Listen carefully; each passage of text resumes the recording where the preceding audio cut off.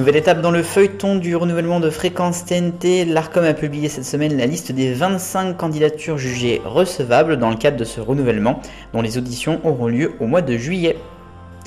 L'actualité des 168 dernières heures à la télévision. Bonjour, TV 168.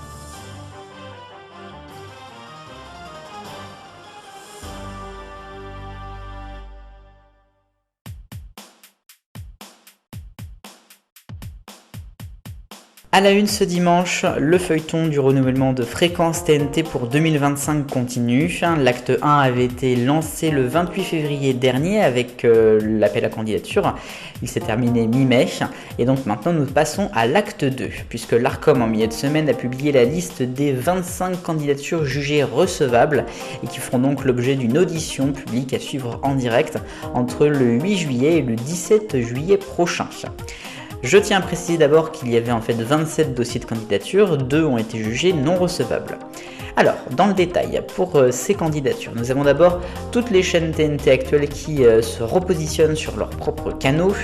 Je cite donc TMC, TFX, LCI, BFM TV qui est en 2 candidatures, une du côté d'Altis et une autre du côté de CMA-CGM, puisque actuellement le groupe est en train de se faire racheter, enfin en tout cas la partie média.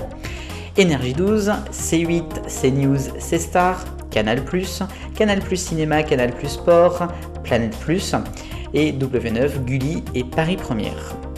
Ensuite, il y a le groupe TF1 qui a décidé de se positionner sur 2 nouvelles chaînes, Humour TV et LCH pour la chaîne Histoire.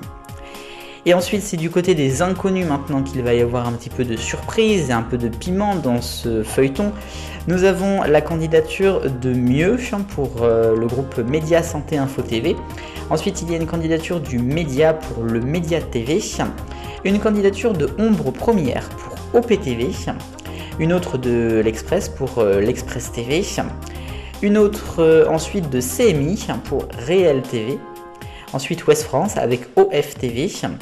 Et enfin, c'est Je suis pour le projet BATV. Un feuilleton qui va donc continuer dans les prochaines semaines.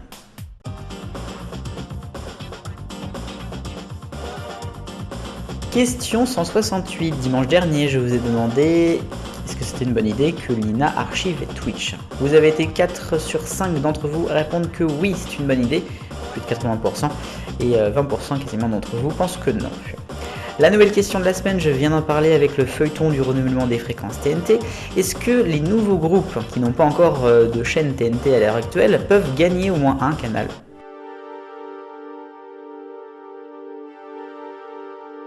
Et on passe tout de suite au focus puisque l'autre actualité brûlante de la semaine, c'est bien évidemment la situation de l'audiovisuel public avec le fameux projet France Média qui devait être débattu pour démarrer à l'Assemblée nationale. C'était ce jeudi et ce vendredi. Ça a été reporté notamment en lien avec la contestation qui est très forte, des mouvements de grève qui ont impacté les services publics donc jeudi et vendredi, à la télé bien sûr et principalement aussi à la radio. Côté télé, du coup sur France Télévisions, il y avait des journaux qui étaient en mode réduit depuis le fameux KGB, le placard à balai pour son surnom, le studio de régie finale, Télématin aussi. Il y a quand même eu l'événement avec le débat tant attendu entre Gabriel Attal et Jordan Bardella, mais il a été réalisé avec du personnel externe à France Télévisions en grande partie. Alors ensuite, pour ce qui est maintenant de cette fusion, de cette holding, on ne sait plus en fait vraiment ce qui va être créé avec France Média, il semblerait que France Média Monde serait écarté de ce regroupement. On aurait donc France Télévisions, Radio France et l'INA qui était aussi d'ailleurs en grève en cette fin de semaine. Arte ne devrait pas faire partie de ce renouvellement ou en tout cas être plus ou moins lié. Et puis on verra après pour la situation des autres services publics.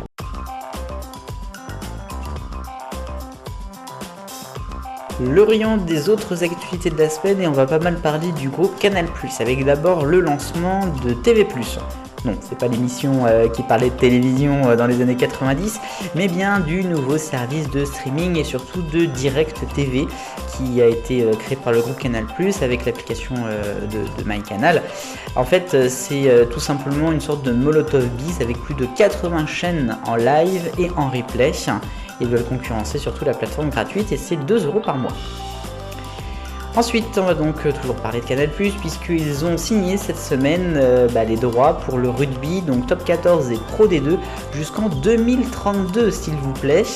C'est quand même énorme comme action. Alors, visiblement, on serait à presque 700 millions d'euros, 696 800 si j'ai bien compris. C'est énorme.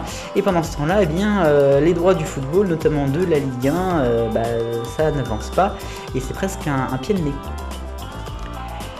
Le groupe Canal+, et CNews, ça faisait longtemps qu'on n'avait pas parlé, puisque cette semaine, la chaîne a été condamnée à 50 000 euros d'amende. Bon, ça aurait pu aussi, 50 000 euros d'amende, c'était une émission l'heure des Pro 2 avec Geoffroy Lejeune, qui avait parlé d'immigration arabo-musulmane.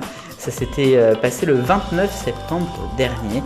Il y avait déjà eu des mises en demeure et des sanctions pour la chaîne précédemment, bien sûr, on s'en souvient. Et puis des sanctions, il va y en avoir peut-être prochainement pour Sébastien Coé, qui a été mis en examen vendredi pour viol et agression sexuelle sur mineur. Il est placé en contrôle judiciaire avec quand même 100 000 euros qu'il va devoir verser et puis suivre des soins. Évidemment, lui et son équipe vont faire appel de ces décisions. C'est quand même énorme pour l'animateur qui était encore star il y a quelques mois sur Énergie.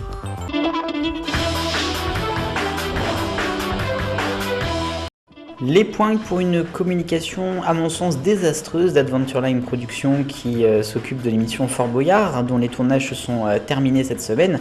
Il y aura donc 9 émissions sur la saison d'été sur France 2. Une émission qui retrouvera notamment les Passe-Muraille et Passe-Partout. On en avait déjà parlé l'année dernière, ils ont une présence qui est singulière puisque jusqu'à présent ils ne parlaient pas ou quasiment pas. Dans le très lointain passé, ils avaient un peu parlé, je crois, dans les années 90. Et bien, à partir de cette saison, ils vont reparler un petit peu. Alors, je cite, ce ne sera pas des longs discours, mais on les entendra interagir avec peut-être les candidats ou Olivier Mine. Ce qui veut dire aussi qu'ils vont changer un tout petit peu donc leur personnage. Il n'y aura plus de déguisement pour Passe-Muraille. Bon, c'est un avis à faire ou pas. En tout cas, un point parce que ça a été désastreux comme communication. Ils ont un peu laissé le doute et c'était vraiment dommage.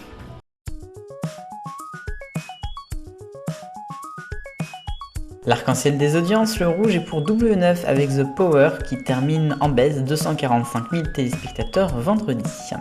Ensuite, orange et jaune pour France 2 avec Quelle époque à Cannes samedi dernier, en dessous du million de téléspectateurs. C'est seulement la deuxième fois cette saison. Et même score pour En bande organisée, l'épisode de dimanche dernier a fait certes une hausse, mais ça reste un score moyen. Ensuite, nous avons Secret Story en vert sur TF1 qui est au-dessus du million pour la quotidienne en direct de vendredi, 11% de part de marché.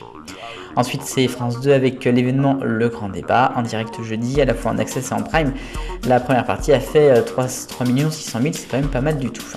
Ensuite, Bleu Foncé avec le film Top Gun Maverick sur M6 mardi, un très beau score. Et puis HPI qui va rafler le violet une bonne partie des audiences à mon avis, avec toujours 7 millions de téléspectateurs.